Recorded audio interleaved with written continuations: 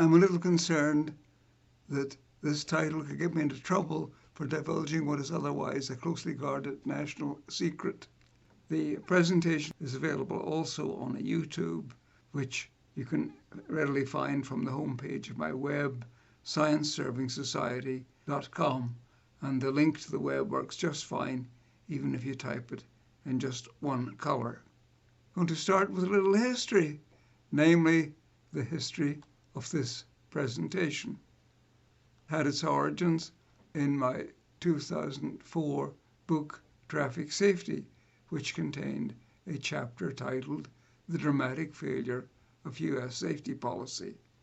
The book had many very positive reviews, but I'm going to quote from one of them here, and that was the review in the Journal of the American Medical Association.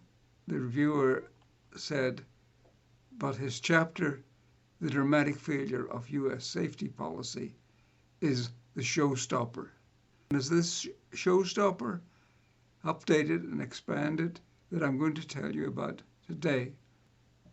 In the book, there is this figure which shows the evolution from 1979 to 2002 of total traffic deaths in the United States compared to in three comparison countries. The three comparison countries were chosen because of their similarities to the U.S. in language, customs, law, and just about anything you can think of. What is found is that in this period, total deaths in the United States declined by 16%. Now, this was heralded as a wonderful trend, and it reflected all the wonderful things that were being done to reduce traffic deaths in the U.S.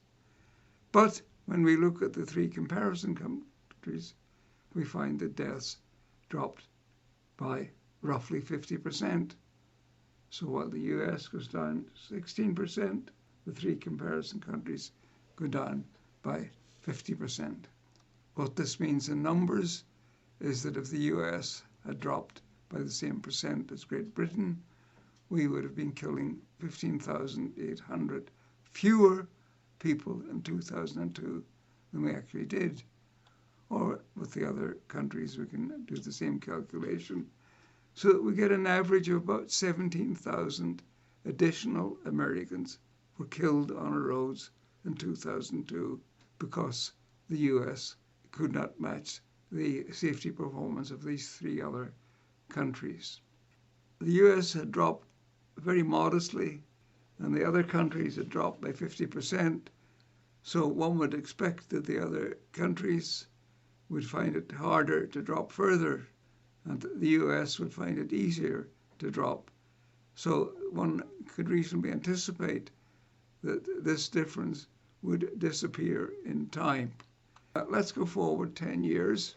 There's now a rich international data set which has data which we can use for 26 different countries. That is the United States compared to 25 others. This led to a paper in the American Journal of Public Health comparing the United States with the 25 other countries. The conclusion there was in a separate editorial titled 20,000 more Americans killed annually because U.S. traffic safety policy rejects science. So instead of getting better, it got even worse. Now I want to scoot forward to 2022. In 2020, 38,680 Americans died on our roads. And I want a little aside here. We know Americans don't walk. We don't walk anywhere. We jump in the car to go 2 blocks. But despite the fact that Americans don't walk, Yankee ingenuity is so great that we still manage to kill 6,700 pedestrians. Back to the main theme. Not only do we have a lot more data, but we have a better way to analyze it. And this better way has its origins in the evolution of the number of total traffic deaths in the United States versus time. In the early years of the 20th century, very few people were killed on our roads because there were very few vehicles. And then Model T, an assembly line, came along, rapid increase in vehicles, and corresponding to that rapid increase in vehicles was a rapid increase in the number of people killed on our roads. By traffic death or traffic fatality, I always mean somebody killed in a crash in which a vehicle with an engine was involved. So somebody who fell off their horse or got kicked by their horse is not included. And then the world was hit by cataclysmic events, the Great Depression, the Second World War. Fatalities bobbled up and down depending on availability of young men and tires and so forth. But when the war was over, we went into full production again, and the number of vehicles increased rapidly, and with that the number of traffic deaths. In 1972, the number of traffic deaths reached the all-time maximum, just under 55,000. Because that is a maximum, all other values must be lower. All countries have this same pattern. They reach a maximum, and after the maximum, they drift downwards. We're going to focus particularly on the period from the maximum to the most recent data. There is exactly the same data, just bigger scale. The latest value, 38,680. In the 48 years since reaching the peak, US fatalities have declined by 29%.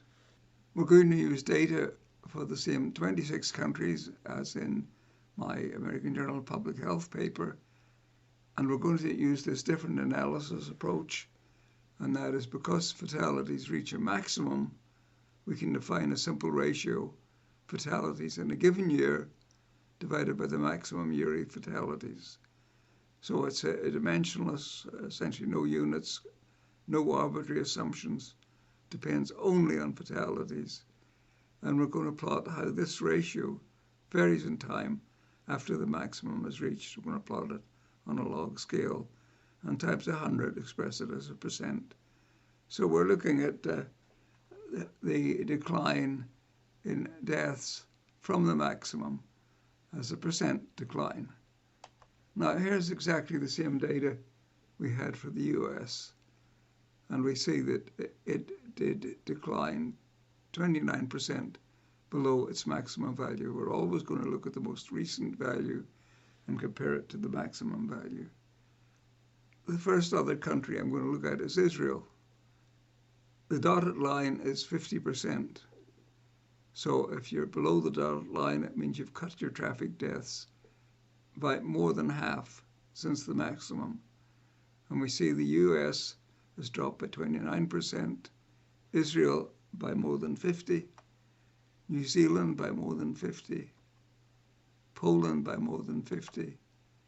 And we've got 3 countries that declined by more than 50%, but did not decline by more than 70%. So these are the 3 worst performing countries. Now we're looking at countries that declined by more than 70%. That is, their most recent value is 30% or less than their maximum.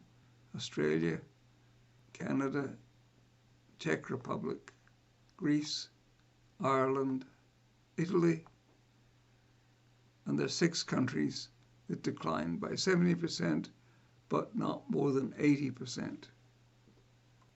South Korea declined by more than 80%, as did Finland, Hungary, Spain, Portugal, Great Britain, Norway, Belgium, Japan, Sweden, Netherlands. In total, 11 countries declined by more than 80%, but not more than 85%. France declined by more than 85%, as did Denmark, Switzerland, Germany, Austria. So the 5 countries declined by more than 85%. I want to give a numerical example.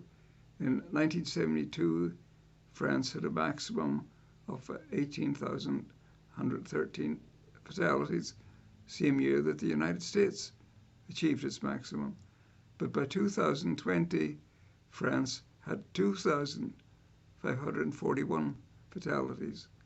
In other words, it had just 14% of its maximum value, or, easier way to think of it, it had reduced its deaths by more than 85%. That's what all the data looks like. And you see the United States soaring above all the others. It's unique in ending 29% below maximum, whereas other countries are ending up 80 and 85% below their maximum. The key is there, and I mentioned that this presentation is on YouTube if you want to look at it in more detail. US fatalities declined by 29.1% from their all-time high.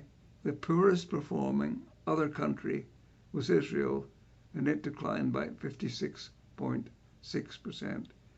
If the US deaths had declined by 56.6%, then the number of US deaths in 2020 would have been 23,717. That is 15,000 fewer than the 38,000 observed. In other words, by being just as good as the worst of the 25 countries, we would have saved 15,000 people on our roads. Not going to go through every country, so let's take the easy way out, namely the average of the 25 countries, which is 79.3%. So the average country reduced its deaths by 79.3% from its peak, compared to the US's 29.1%.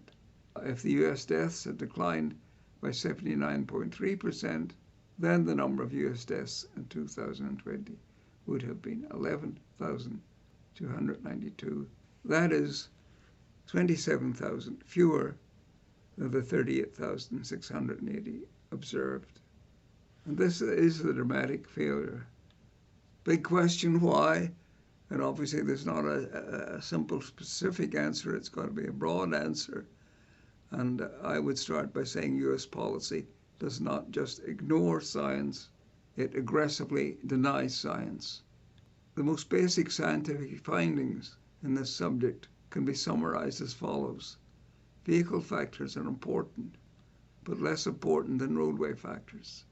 Roadway factors are important, but less important than driver performance factors. And by performance, I mean the driver's knowledge, skill, and abilities. Driver performance factors are important, but far less important than driver behavior factors. Now, US policy has been perfectly upside down. We put most emphasis on the things that all research says are of very minor importance compared to the really important things. The governmental body most responsible for traffic safety is the National Highway Traffic Safety Administration. I have, in my editorial previously mentioned, suggested it would be better named the National Vehicle Safety Administration. I further comment the net effect of NHTSA is to increase the number of road deaths. Now this must make me very popular in NHTSA, and I got to have a little aside here. I got this beautiful award from NHTSA. It's on my wall, and I have this recurrent nightmare that they're going to be two big burly FBI agents banging on my front door saying, "Give me back the award." The citation is in the field of vehicle safety. It's always vehicle. And of course my subject is traffic safety, not vehicle safety. The US, with the help of NHTSA, is inundated with toxic misinformation. You hear media broadcasts almost incessantly under the banner of safety stories like a million XYZ manufacturer vehicles were recalled because of a safety defect in something or other. No injuries are reported. Of what possible relevance to safety can this be to citizens in a nation in which more than 100 people are killed daily and around 3,000 injured? So my overall conclusion is if US safety policy matched that of an average motorized country, we would kill 27,000 fewer people on our roads annually.